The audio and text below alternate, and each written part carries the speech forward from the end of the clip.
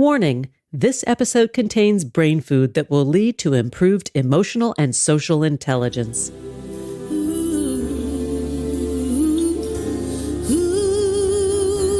Thanks for tuning in to Harvesting Happiness today for a healthy serving of consciously prepared brain food.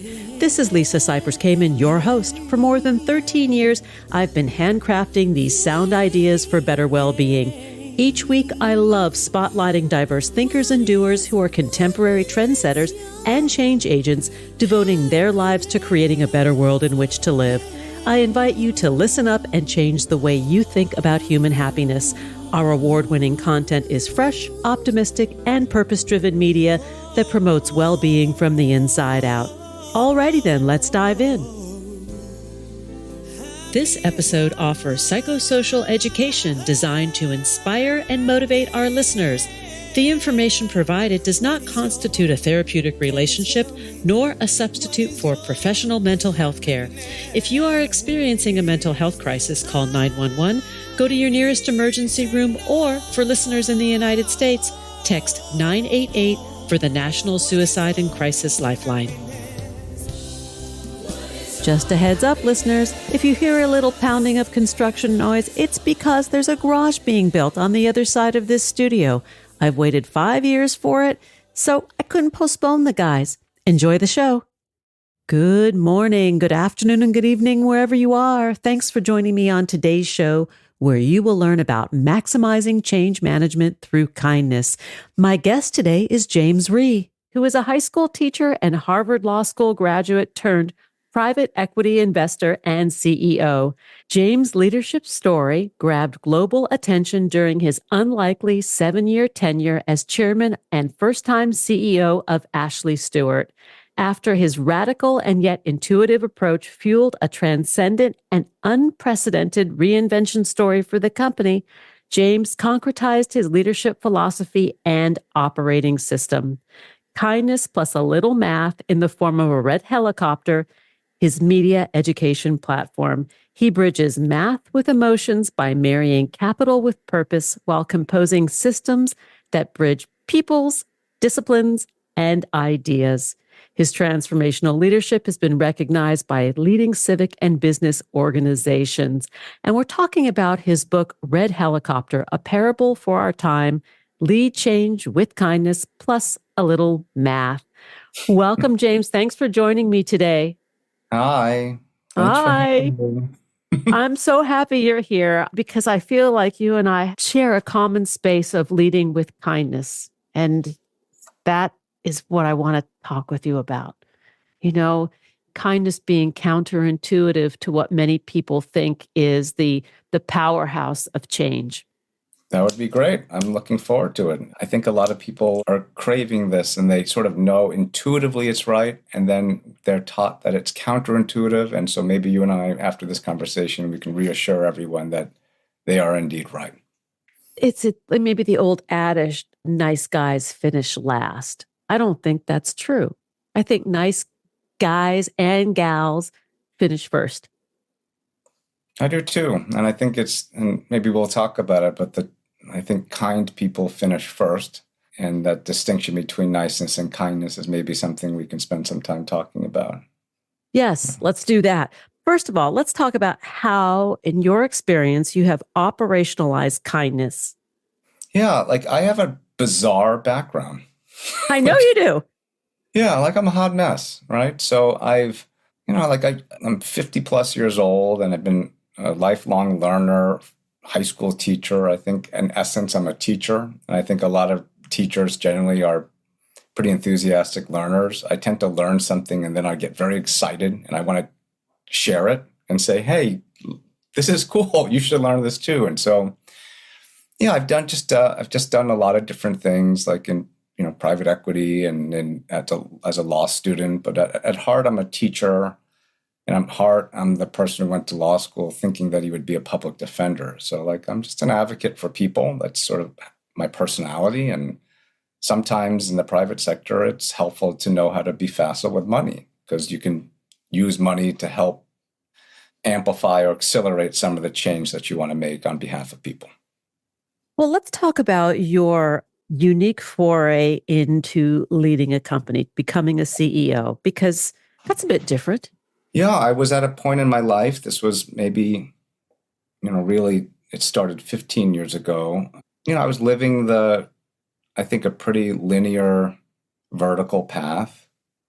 I think partly fueled by, in fairness, like, wanting to make my parents happy too. They immigrated here. And so I was doing a lot of things that were on the surface, quote, very, quote, successful, right? But I always fought that.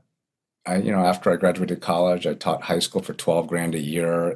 Money's not been a driver for me. And so I was at a point in my life, this was 10, 15 years ago, when things came to a head. I was a father, and I'm looking at my children, and my dad's dying. And I had just had a lot of things to think about.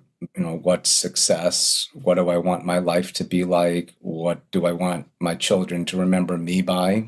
Because I remember my parents giving up and investing so much of their life caring for people. They just did. And they thought that they weren't, quote, successful. And I thought they were. It took me, at that point in my life, I just said, you've lived such a, quote, rich life.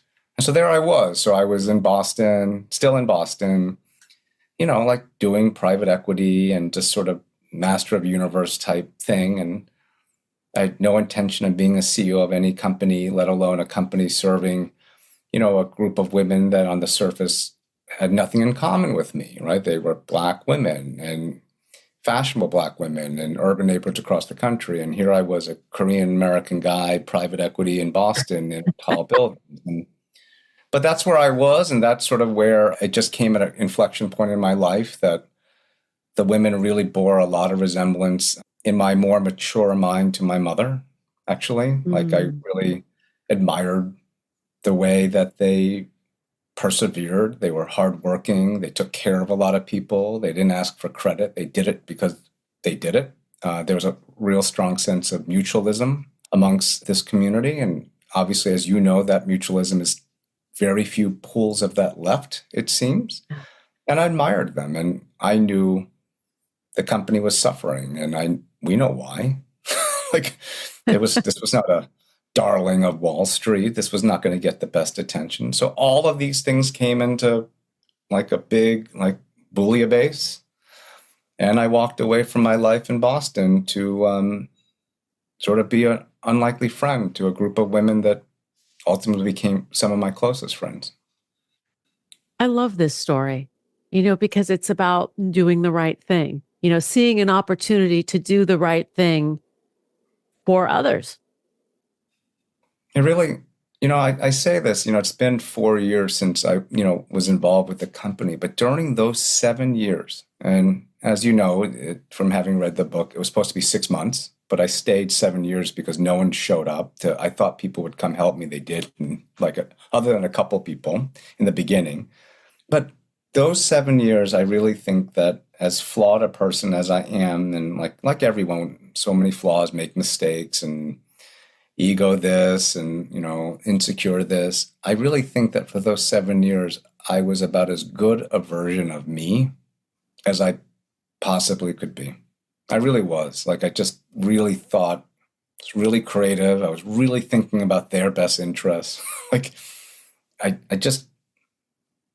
felt unstoppable because of it, right? I just was like, I know that I just want them to win. Like, I just really had that mindset. I want her to be able to just be and win on her terms and just like be. And I know where it's coming from. I mean, I had those feelings and I suppressed them for a long time. I felt that way about my mom for her entire life. That sometimes she was made to feel very small in this country sometimes. Mm. And I didn't like it. Yeah. And so she would always put everything into me to sort of compensate. And I didn't like that either. I'm like, as far as I can tell, to this day, still, she's the best leader I've ever met in my life, my mother. I've been around, quote, a lot of great leaders. I don't think that any of them hold a candle to my mom. That's quite a tribute, As you're speaking, I'm hearing this story is an incredibly creative process. And you and I talked a little bit about how running a business is creative. It is artful. It's not something that is exclusive to the classic arts. It requires so many skills on so many levels to do it well. Yeah, this was a business, just to address the creativity, like on the surface of it, it was a 22-year-old, twice bankrupt, failed clothing business with retail stores, no Wi-Fi for plus-size Black women, like on the surface of it. And so if you're not creative and you're just content to sort of see things at face value, which unfortunately with tech these days as well, like the stimuli, we're all sort of primed to do that. I didn't see it that way. I just looked at the business differently and I said, oh, I don't think that this is a business at all. In fact, it was losing money. So it was basically a not-for-profit by accidentally. But I just said, I don't think that's what it is. I think that it's like a citadel, like a sanctuary. It's like a place where these group of women who take care of a lot of people, put everyone in first a lot, they can just sort of be a little bit self-indulgent and sort of take off their armor and just be. And I saw it not in a spreadsheet or in words. I was physically there watching. And I'm like, oh, this reminds me of when my mom, like the one time a year, she would go get like Korean food at a Korean grocery store and she could speak fluent Korean, like the confidence in her neckline and her shoulders. I'm like, I know that look. Like, this is like your place. Yeah. And so I wanted to tell that story and like have everyone see what I saw, because not a lot of people were visiting like from Wall Street to see that. Oh, I would think not, at least at that time. And so I just said to, the world, and they kind of laughed at me, but the women got it. I just said, why don't we just create a world and just amplify it? You already have that world in your 3,500 square foot place. We'll just create it on a really big basis and we'll see what people think. You know what's so interesting is that when you think about the demographic that the company serves, I'm just even talking about plus size, right? That is huge. That is a very large, normal segment of the population. And so I can see how helping to amplify this message of like beauty and strength and feeling right in your own skin, like that's beautiful work right there. It was wonderful. And that's, I remember the first town hall, I was testing everyone. I do that a lot. I ask these open-ended questions, like, what do you think? So I would ask, what do you think the product is of this company? And everyone looked at me like, okay, like, oh, really? Duh. Skeptical? Well, it's clothes. And I was like, I don't think so. I don't think that's the product. That's like the delivery mechanism. That's not the product. The product is this connectedness. It's a friendship. It's a state of being. And yeah, and from that was, people said, oh, okay, like a small part of the room. And that was about the same time that this first-time CEO private equity guy also said, the way that we can operationalize this, we have to center kindness and math. Because if we can do that well, the natural product from those two things will be a sustainable ecosystem that allows for this connectedness and for friendship to flourish, that we had to do both. And I remember saying this, I'm like, where is this coming from? But you have to, private equity guy, I'm showing up and I'm like, well, you're at the suit. Yeah, I was a little bit better. Come on, a little bit better, but not that much better. Like, definitely not full blue suit, but blue blazer and like super starched khaki pants. Picture the Boston private equity outfit. Oh yeah, and these women were everything but that. I'm sure. Totally, absolutely. And your listeners, I don't think they can see my face. Like, I'm a man. I have an Asian face. Okay, and so like with big dimples, like so all of these things. And, it's like, it was very freeing. And it's like for me to sort of have any pretense to say anything other than the fact that I need help. I've never done this before. Please tell me like how you can help. Like I don't if I came in there like a lot of leaders do, right, and say, well, I've done this, I went to this school, I've how laughable is that, right? So I listened. It was forced listening. Like, and so I just absorbed. Like I didn't even know what a peplum was, right? Or like a shark bite. And I'm like, what? I was like, oh, it's called a shark bite. I got it. Like What is a shark bite?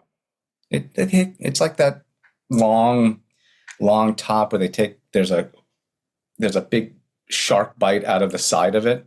Oh, okay. You know? Yeah. It's So like it's skin on the sides? it's skin. Or okay. Or it doesn't fabric. have to show full skin, right? It can be longer, like it can have a shark bite on a long blouse. I can't believe I'm talking about blouses with you. Anyway, so okay. This is a happiness podcast, a positive psychology podcast. So I can't believe we're talking about shark bites, and I'm curious about it. So it's good. It's good. We're both learning. yeah, it was just one of these things. It was like a really, very freeing from. It was scary in a little bit in the sense that I, when we talk about self-identity, I walked away from everything that I had built my identity based on, right? My professional identity. I was alone. I was away from my family. I was away from my identity. And in some ways, though, it was very, not just freeing, but very comforting. Like I really found me again, actually, like the public school, high school kid. I grew up, first, I'm like I'm a born here, but went to public school and it's fun. Long Island. I had no expectations, no credentials. It was very freeing and I felt like myself again. I'm a pretty good laugher. Like I found my sense of humor again. Clearly. Like I was really having, it's just, and I'm a bit of a suppressed musician, right? So like and one of the, people often say, they're like, wow, you did such great things for, these women, your friends. I said, I think I got the better end of the bargain in the sense that they really gave me back myself. Like I will forever be appreciative that they accepted me, actually, right? They're like, first time CEO, you're not Black, you're not female, you dress like crap. You don't know what the heck you're talking about. You talk about kindness and math and they really had a lot of reasons why to reject me and they really didn't. And so it felt good and it still feels good, right? Like real friends, actually. Well, what comes to mind is this sort of state of reciprocity, right? Like you were there trying to help them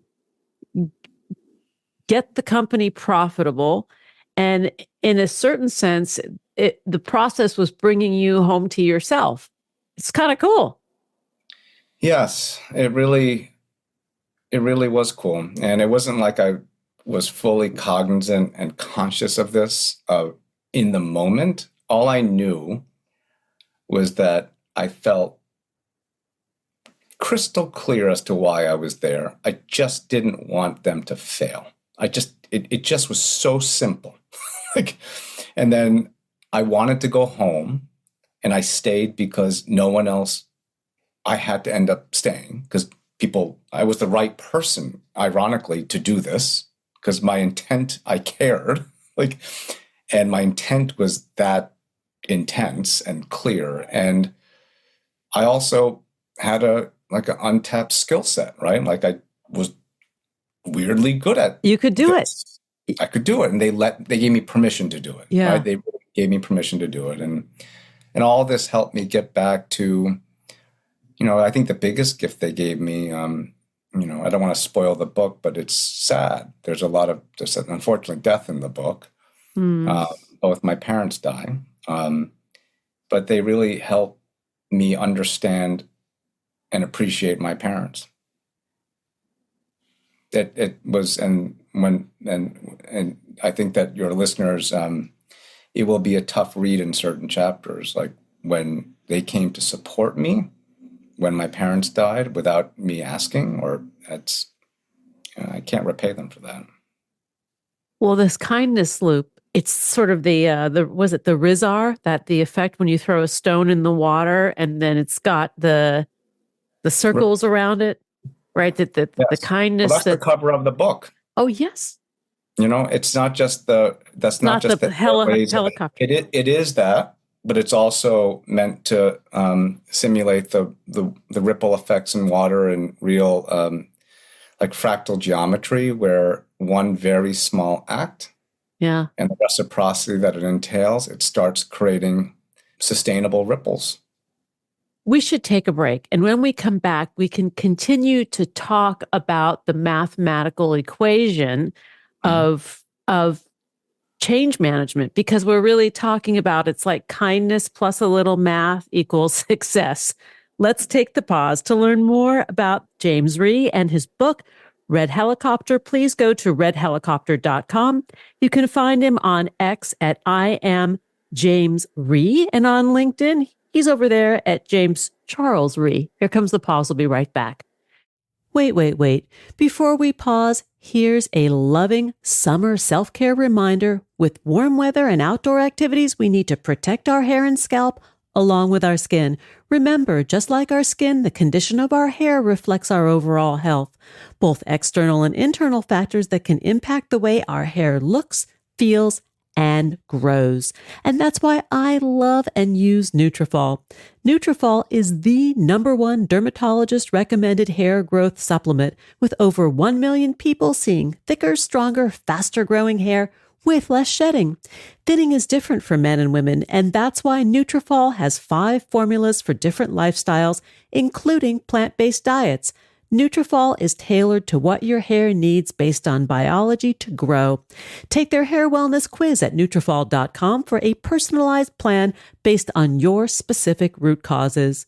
Physician formulated with drug-free ingredients, Nutrafol supports healthy hair growth from within to multi-target the key root causes of thinning, including stress, hormones, environment, nutrition, lifestyle, and metabolism, all through whole body health.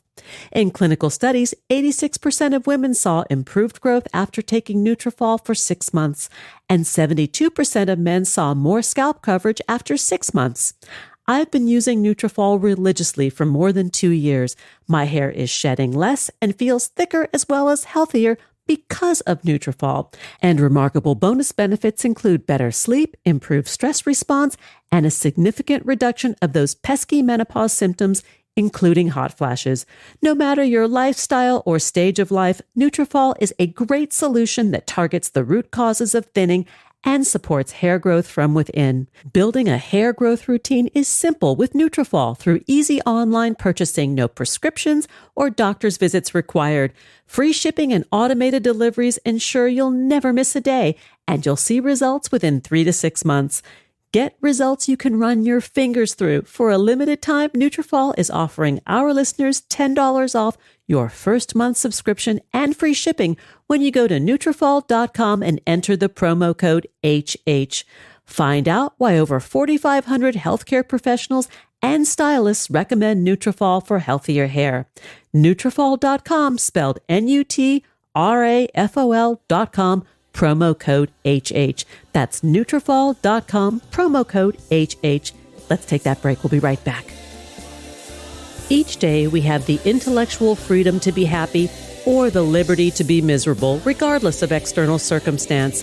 If you or someone you know is struggling with mental health, seek support, because good psychological health is vital in the achievement of a happy and satisfying life. Visit harvestinghappiness.com for psychosocial educational resources to boost emotional and social intelligence. Like what you hear on Harvesting Happiness? Sharing is caring. Pay it forward by spreading the word to your community and through social media. Subscribe, listen, and share hundreds of downloadable episodes from wherever you get your podcasts. Connect with and follow us on most social media channels. And we're back, continuing the conversation with James Rhee about maximizing change management through kindness. Let's get back to it. He is the author of Red Helicopter, a parable for our times. Lead change with kindness plus a little math. I think that's the secret sauce recipe for success, James, right there. I do too, in business and in life. Yes. Mhm. Yes. It's the quantum. Yes, it's a wholeness, it's a oneness, right? Yes. Yes. On so many levels. Can you tell us the story of the red helicopter? Yeah. So during those times when I was sort of thinking and going back to a different space time and to a simpler place, and it was really triggered by the generosity of the women to me. I was really surprised. I was worried that they wouldn't accept me when I was flying around the country and visiting the stores. And that feeling that I had in my chest, you know that feeling. It's like a Yes, feeling of I like, do. oh, it's really wow. It's been a long time since I had that. I sound like I felt that a lot in private equity and on Wall Street. Yeah, it just their generosity to me reminded me of a time when I was very generous, actually. So yeah, it was kindergarten in the 70s, and I got a toy red helicopter from a family in kindergarten. I came home and my it was a series of like miscommunications, right? They thought I stole it, my parents did from school. You can't do that. And then they said, "Oh," I said, "No, I didn't steal it. A family gave it to me." And then they said, "Oh, we made a mistake.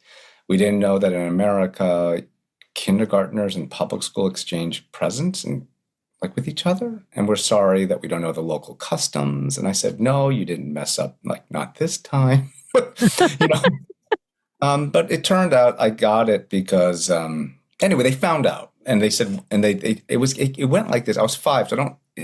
They just said, "Why did you share your lunch with your friend?" Because they gave you this helicopter because you've been sharing your lunch. I'm like, why are you sharing your lunch?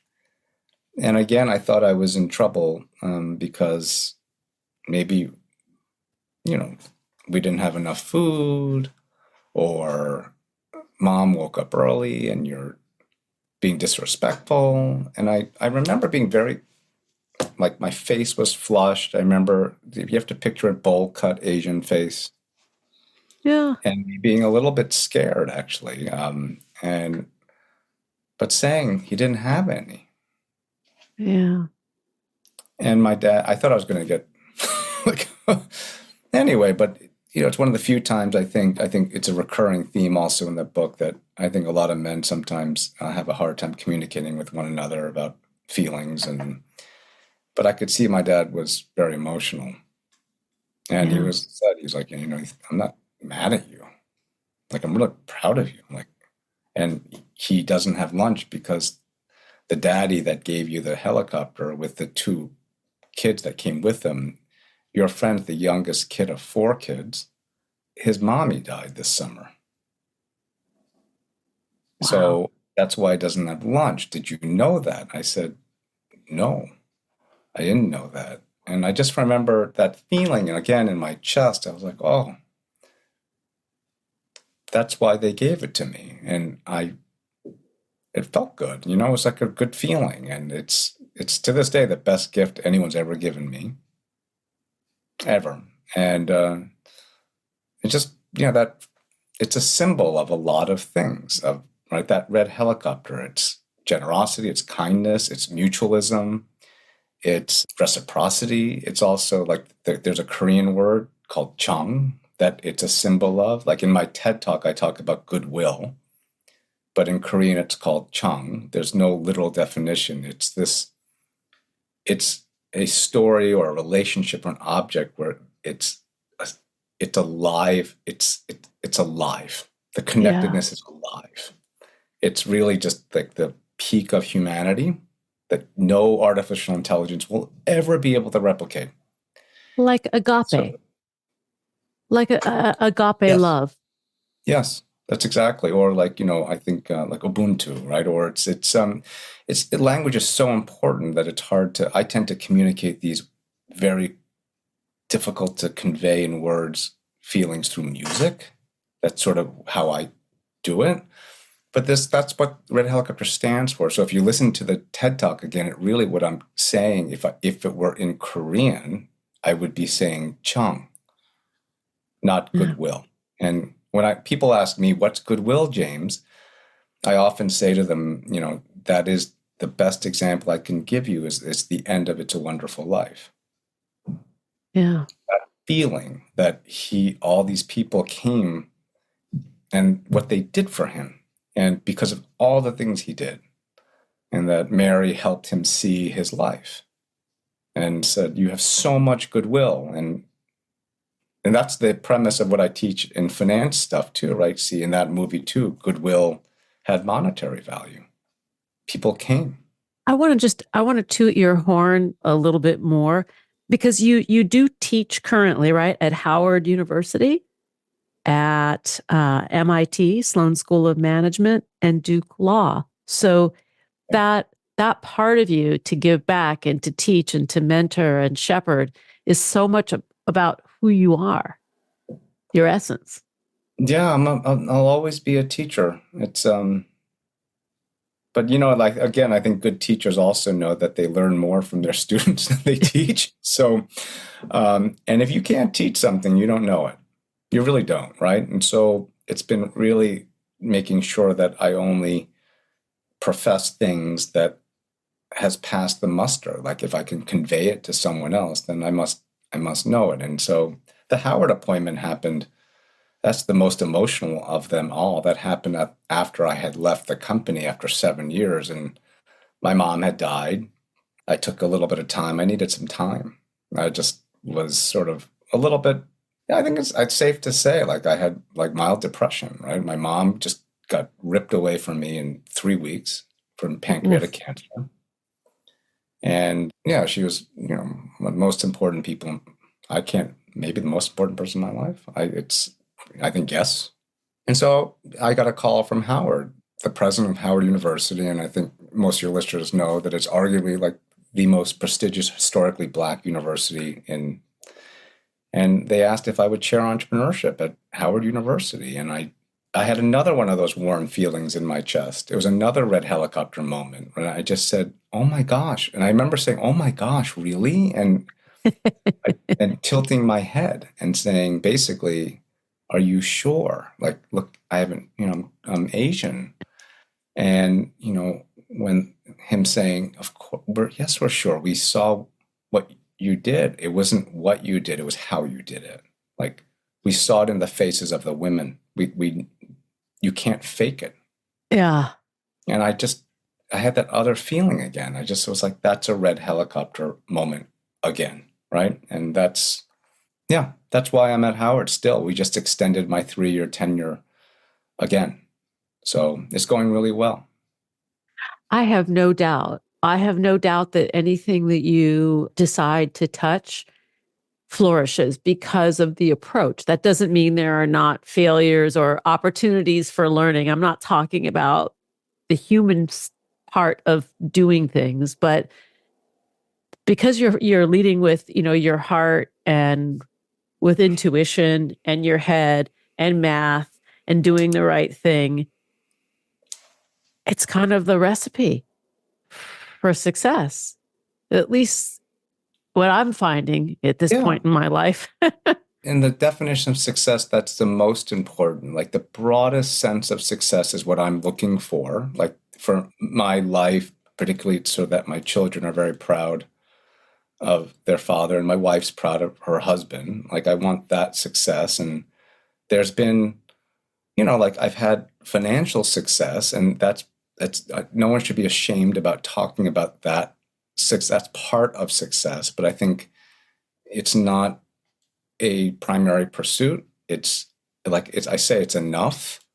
Yeah. I don't want to be a cajillionaire, billion. I'd rather not do that. I'd rather while we're walking for everyone to benefit while it's happening, so that no one has to a lot of people try to accumulate quote success and then they want to give back. But the path to having that success, they've obliterated, like they've obliterated things, and then they say, Yeah. "Oh, now In I'm their gonna give it wake, back." like In their things, wake, it's yes. destroyed things, and then they say, "Oh, here's some philanthropy. And by the way, I want you to kiss the ring and tell me how great I am to give you philanthropy." So it's a sort of an absolution methodology. And I think what you're talking about is raising all ships. Like, Yeah. Like And the journey we're in being it. We're in even the more, boat together. yes, and the journey being even more important than the end result. That it's that, if you wouldn't like my dad, who always thought that he wasn't quote successful. He immigrated. He was a pediatrician, set up his own little shingled office, and didn't speak the language. And I can't even imagine. I'm an entrepreneur, but that's even ridiculous. That's like uber entrepreneurship, right? And I just remember he would always say to me, "Oh, if I'd stayed in Korea, it would have been easier." And James, it's good that you're quote having success. But I just want to. Can I read something like? I was hoping that you would. Yeah. And so from this the is red helicopter. from the Red Helicopter book. This is after my father passes away, in a chapter that it will be very difficult for you to get through. Like, I'm just telling you. I'm pre-tearing, actually. I, I, I still I still can't get through without tearing up. And I've read it, I don't know how many times. This was after my dad died and after the women at the company came and hugged my mother at my dad's wake and said, "Hey, Mrs. Rhee, you did a good job with your son." That moment. And so I'm burying my father. And then this is I collected these letters that his patients sent him over the years. And I included a few of them in the book. And so this is one of them from my dad's patient. I'm 42 years old and 3,000 miles away, and I can still smell Dr. Rhee and feel his soft face while hugging me. As a little girl, I distinctly remember feeling like he was the gentlest, calmest man on the planet. He always made me feel at ease. He brought calm and grace into the room, and I've never met his equal. I am truly sorry to learn he is gone. He was very loved. Ugh. That's success.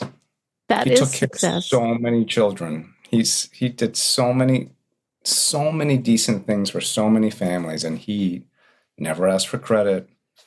And he didn't think that was.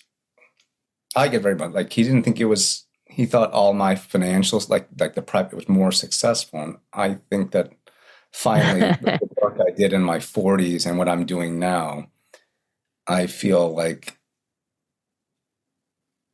I am doing comparable level work to my father. Does that make sense? Like Yes.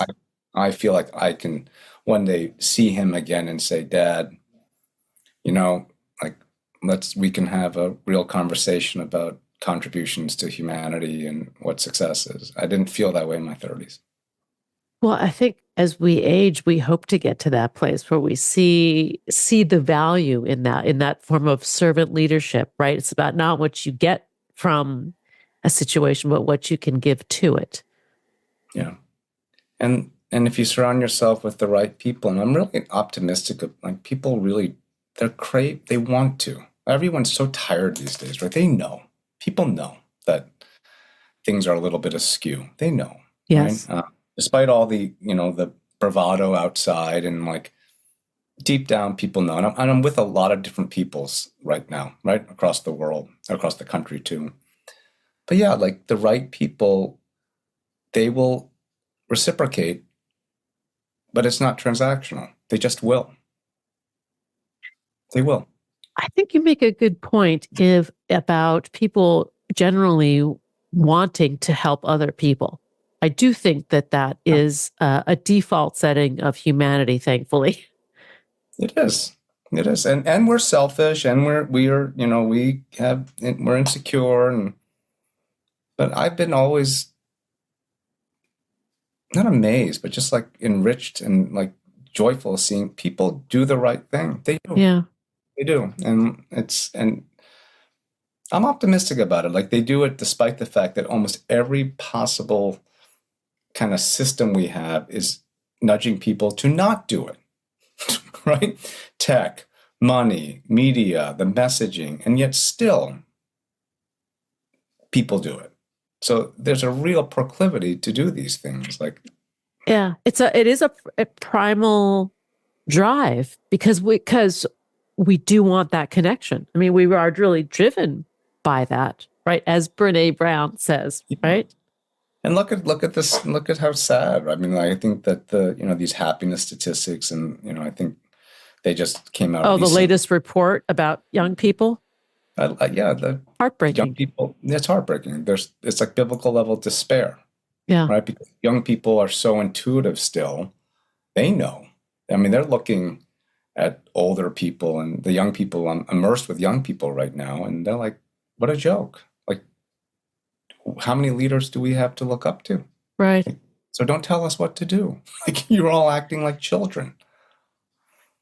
And the young people, I think, are doing a better job of managing, on certain levels. I mean, social media aside, they their values in the young people that I talk with, and I have young adults. I don't know how old your children are, but their value system is grounded in the right place, is what I'm seeing. I think so too. I think that I'm not going to ask you your age, but Oh, you can. I will volunteer mine. I'm Gen X. I'll just say I'm solid Gen X, 53 years old, right? And I think that this is an interesting generation because I'm going to say we, because I think you're not, you're No, right. no, no, no. I'm older. I'm going to be celebrating the big 6-0 in July. I can't believe it, but that's what my driver's license and my passport tells me. And I am very hopeful about younger people because this world is in their hands, and I trust they're going to do the right thing. I just trust. I do too, if we let them, right? Yes. If we let them. If we let them. Well, if we put our egos away. Yeah. And I think, for like the Gen X, this forgotten generation, I think, what is it like? Your Gen X, it's like 40 million of us or something. It's like we remember it's both, right? It's analog and digital worlds Yeah. it's a both. And I think that this gen it usually gets skipped over, but there's a real role for this generation to lead in a balanced way. I do. Which is what we need, and with kindness and with the math, Yeah. to take a red helicopter approach to leadership and to change. Yeah, with the calm change, what I teach in the classrooms, but also like in boardrooms, you talk about this a lot. I was preparing for this, just to meet you, and like so much of the trope matters. Like, so I tell young people and CEOs, I was like, stop. First of all, kindness is not weak. And here's all the readings. Here's all the like 18th century readings. I'm pretty sure also if you're a spiritual person, I'm pretty sure kindness is the foundation of a lot of religions. And there is wrath in like, it's not weak, right? There's a force in it. Oh, behind kindness? Oh yeah. Oh, Like yeah. there's accountability. Like if you're, Yes. there's not, this is not a free lunch. It's Yeah. not.